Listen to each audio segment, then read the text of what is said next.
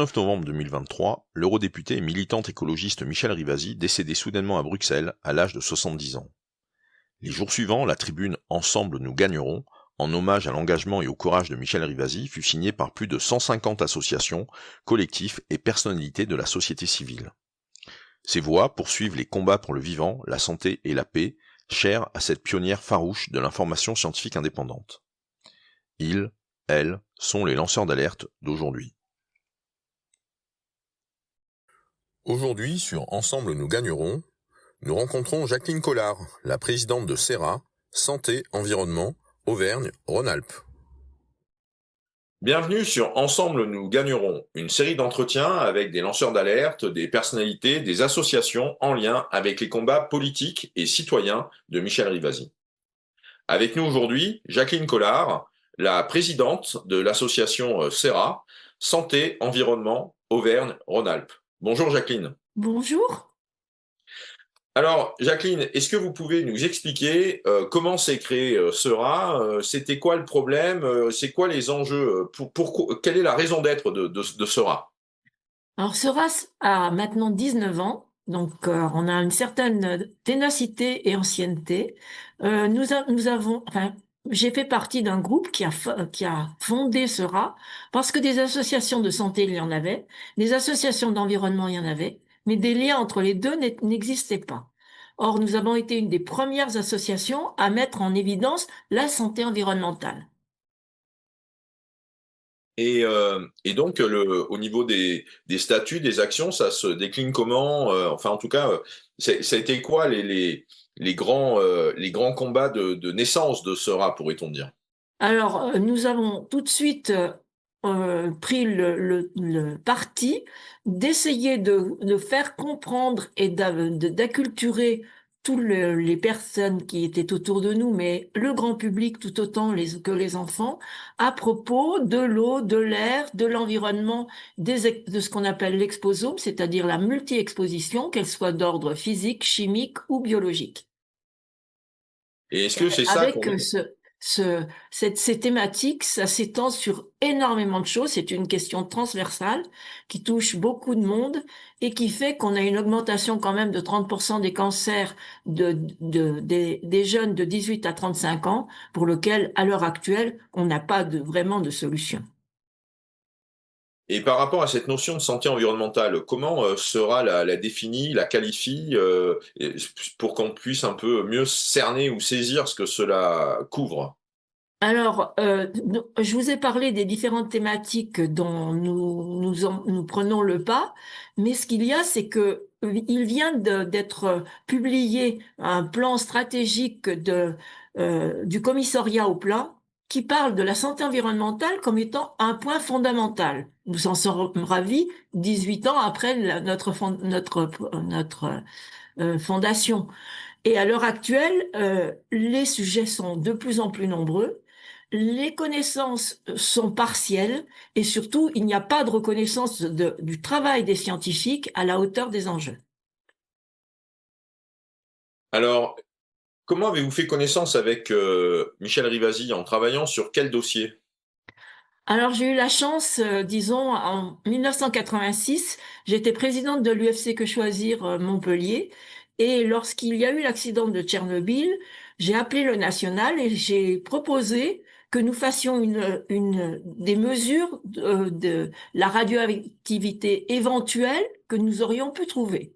Ce qui a été fortement apprécié par le national, et donc je me suis proposé, habitant Montpellier et ayant l'occasion de revenir dans les Alpes assez régulièrement, de faire des prélèvements de plantes et de les amener en main propre à Michel, avant même que la CRIRAD ne soit créée. Et donc, j'ai fait partie des gens qui ont participé à cette création. D'accord. Et par la suite? Et de connaître Michel et d'avoir beaucoup d'empathie et de conjugaison d'actions que nous avons menées ensemble. On a mené des actions sur les pesticides, sur les champs électromagnétiques, sur les enfants nés sans bras. Tout ça, c'est un travail de fond hors milieu institutionnel, parce qu'on avait beaucoup de mal à se faire entendre, autant l'une que l'autre, mais on avait vraiment la même façon de voir les choses. D'accord. Et Et est-ce qu'il y a un combat en particulier ou ou une victoire en particulier qui reste, que vous gardez en mémoire de façon vive ou que vous partagez durant vos prises de parole lors de vos conférences? Bah, disons que pour ne parler que du nucléaire au départ, si vous voulez, jamais auparavant, en France, n'étaient vues des notions de radioactivité qui pouvaient être envisagées autour des centrales, autour de qualité de l'eau, de qualité de l'air. Et à partir de là, nous avons dû, avec des mesures qui ont été faites par la CRIRAD, prouver cette existence. Et à l'heure actuelle, où on parle de renaissance des essais nucléaires, on est vraiment devant une difficulté notoire pour que les gens comprennent que c'est quelque chose qui n'est pas acceptable pour l'ensemble des populations, quel que soit l'endroit où sont proposés ces essais.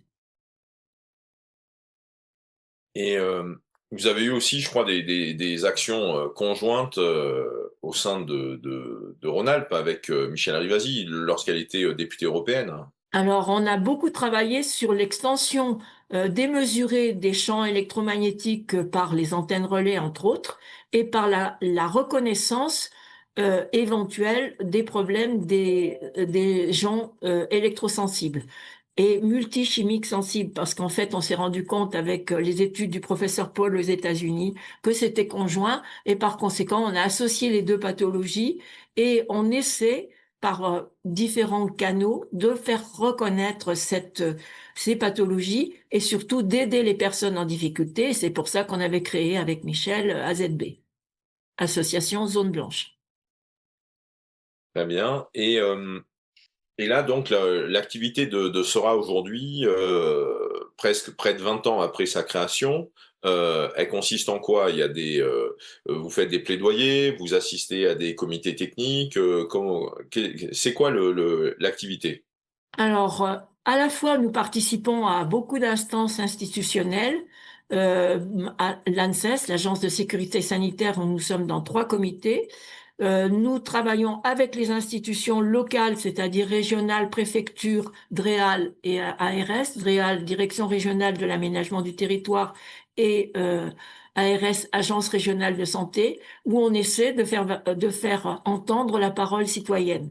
Ce n'est pas toujours facile parce que les institutions ont leur ligne de route fixée par l'État, et essayer de leur montrer que d'autres lignes de route exister n'est pas toujours simple, mais nous nous y employons. Et donc, sur le terrain, nous faisons beaucoup d'actions de sensibilisation à la fois des enfants, des jeunes et des tout publics lors d'événements, d'actions en justice. Nous allons avec d'autres faire des plaidoyers. On est dans beaucoup de collectifs où l'on se base avec par exemple Secret Toxique sur les pesticides, avec le réseau Action Climat sur la stratégie alimentaire. On a beaucoup de combats à mener ensemble, et c'est vraiment ensemble qu'on pourra un jour faire entendre la voix citoyenne et la demande citoyenne. Et vous siégez aussi, je crois, dans plusieurs, comités, techniques au sein de l'ANSES, hein, de l'Agence nationale, sur tout ce qui est, environnement et santé. Alors, on a créé l'ACEF après avoir créé SERA, puisqu'on s'est rencontré avec Pierre Souvet, président de l'ACEF, pour essayer de faire entendre la parole aussi au niveau professionnel à ce moment-là, puisque l'ACEF est constituée essentiellement de médecins qui, dans leur formation initiale, n'ont pas du tout l'approche environnementale et qui leur manque beaucoup. C'est ainsi que nous avons créé un centre de formation qui s'appelle l'IFSEN, l'Institut de formation en santé environnementale, et nous en sommes à la 17e promotion, et on a formé à peu près 300 personnes du corps médical.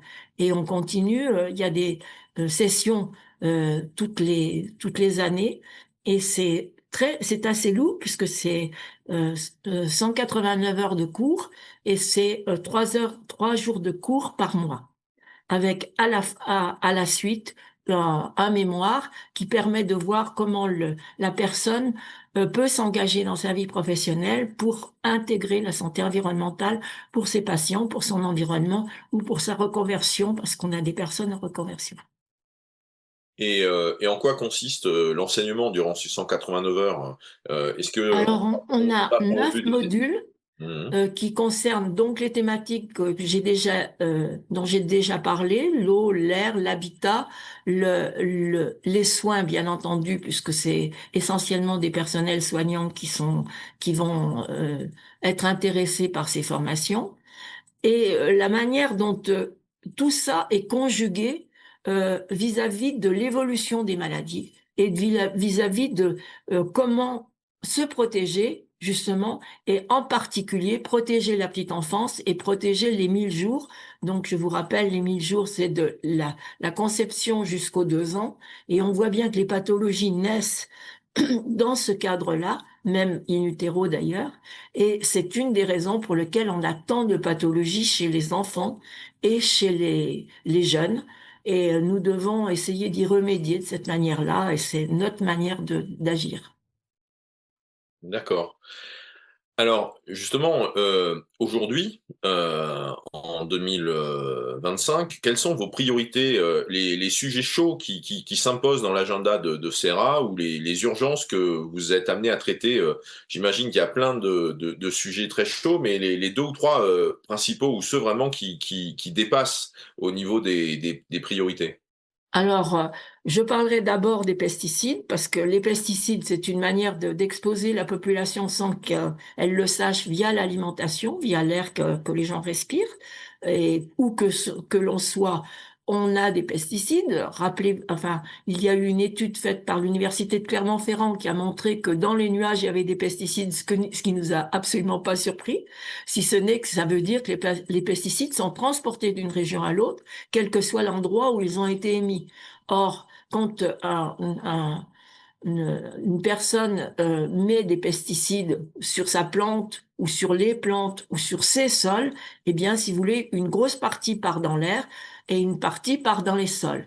Dans l'air, ça veut dire qu'on pollue l'air, et dans les sols, ça veut dire aussi que ça va percoler pendant des années à travers le sol et arriver aux nappes phréatiques, qui fait que les eaux sont impactées. Nous avons, avec Secret Toxique, mené un combat que nous continuons, et à l'heure actuelle, il y a des actions procédurales qui sont faites tant au niveau de Paris, donc de la France, qu'au niveau de l'Europe. Et on vient de gagner quelque chose d'inattendu, c'est-à-dire la Cour européenne de justice a démontré et a conclu que la nature de la composition des pesticides devait être connue, ce qu'on demande depuis le début, parce qu'il y a que la molécule de base qui est souvent signifiée par l'industriel, et que tous les coformulants, c'est-à-dire tous les produits qui sont avec le produit pour souvent le rendre plus efficace, pour bien entendu la question de tuer les plantes ou les bestioles qu'on veut éliminer, doit être connue, et ça c'est une grande victoire que nous venons de faire très récemment. Très bien, donc la justice a donné raison aux demandes des ONG depuis des années. Voilà, donc c'est par l'Agence de sécurité sanitaire européenne. Donc Hmm. c'est quand même une grande avancée. Maintenant, il va falloir le mettre en place et accepter que les instances de chaque pays mettent en œuvre cette demande de la Cour européenne. Or, on sait la distance qu'il y a entre arriver au bout de 10 ans à avoir un résultat judiciaire et après le faire mettre en œuvre dans les différents pays. Et par rapport, je crois qu'il y a au niveau des priorités ou des urgences, vous êtes aussi sur des sujets liés à l'eau, je crois, ou des choses comme ça? Alors, on est forcément lié sur des enjeux liés à l'eau ou à l'alimentation, parce que qui dit pollution des sols dit pollution de l'eau par percolation des produits à travers les sols, mais aussi euh, qualité alimentaire. Or, s'il y a autant de maladies, et je répète, de pathologies chez les jeunes, on peut quand même imaginer que l'alimentation y est pour beaucoup. Donc, si vous voulez, et en particulier les jeunes ont tendance à avoir une alimentation euh, facile, c'est-à-dire d'acheter des produits ultra transformés, c'est-à-dire qu'ils ne vont pas faire de la cuisine, avec des produits initiaux, et par conséquent, ils vont même eux-mêmes se mettre en difficulté d'un point de vue sanitaire pour les années qui suivent ou pour les générations qui suivent, parce que beaucoup de pollution, et en particulier des pesticides ou d'autres produits, sont transgénérationnels, c'est-à-dire qu'il suffit pas de l'avoir ingurgité, on peut ne pas être malade, mais transmettre aux générations futures des problèmes de santé. Or ça, si vous voulez, c'est quelque chose qui n'est pas encore assez connu et pour lequel nous essayons de faire des ateliers cuisine, de faire des sensibilisations à travers des événements sur ces thématiques. Très intéressant. Alors, comment vous soutenir et comment augmenter l'impact de votre action à travers Sera ou en fonction des thématiques liées à l'Exposome? Alors, ce qu'il y a, c'est que notre site est très achalandé en matière d'articles, articles qui sont toujours enfin, à partir de données scientifiques. Hein, ce n'est pas des données qu'on prend dans la rue, c'est des données qui sont sûres. Et par conséquent, moi, j'engage toutes les personnes qui sont intéressées à visiter notre site régulièrement. On a plus de 20 000 connexions par an sur le site. Et nos adhérents, c'est-à-dire les personnes qui payent une petite cotisation de 25 euros sont à même d'avoir, grâce à la newsletter, un résumé et un éditorial qui correspond à la problématique du mois lorsqu'il y a une problématique évidente. Là, on est dans le changement climatique et on ne peut pas, à travers tout ce dont on a parlé, ne pas parler des effets sur le changement climatique, à la fois sur les rendements agricoles, à la fois sur la qualité alimentaire, à la fois sur les importations des produits qui pose de plus en plus problème.